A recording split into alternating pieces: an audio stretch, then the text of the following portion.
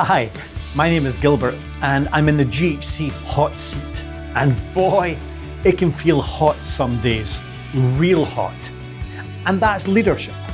Leadership is needed when things are uncertain, challenging, difficult. When uncertainty is gone, your leadership is no longer needed, to quote Andy Stanley. And the heat just got turned up because, number one, because of where I live. I live in Fresno and it's time for our dog hot summer days. Last year, we had 64 days over 100.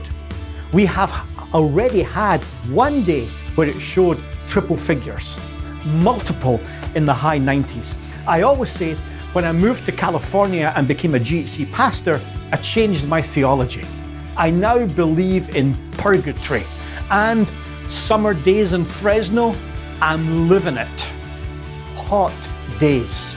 And I think for most pastors and church leaders, there are many hot days. You know what a bunch of rhinos is called? A crash. A bunch of elks is called a gang. A bunch of owls is called a parliament. But here's the one that's interested me the most. A bunch of alligators is called a congregation. Apologies to any congregants watching this video. But Pastor, you're likely exhausted. For months, you've been navigating the difficult people, the complaining people, the drain me every time I meet them people. Your exhaustion is showing up in many ways. Little creativity in your mind. Annoying people annoy you even more than usual.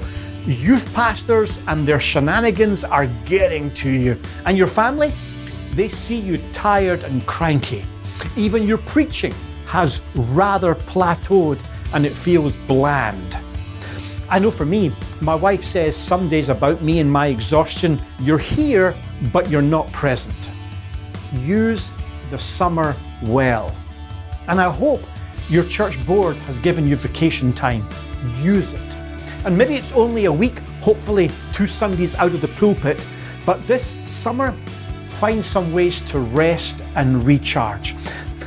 Maybe it's too late for planning this year, but next year, think seriously about doing July differently.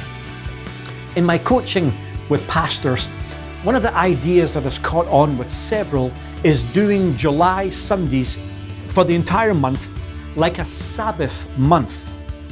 You still have Sunday services, but they're all age services, and you take the month to rest your key volunteers. Remember the old Pony Express? What was more important, the mail or the ponies? It was the ponies. And that is why in the summer, I made sure we rested the ponies, because they're going to have to go full speed ahead from September to Christmas. Let's not use the people we have to reach the people we want.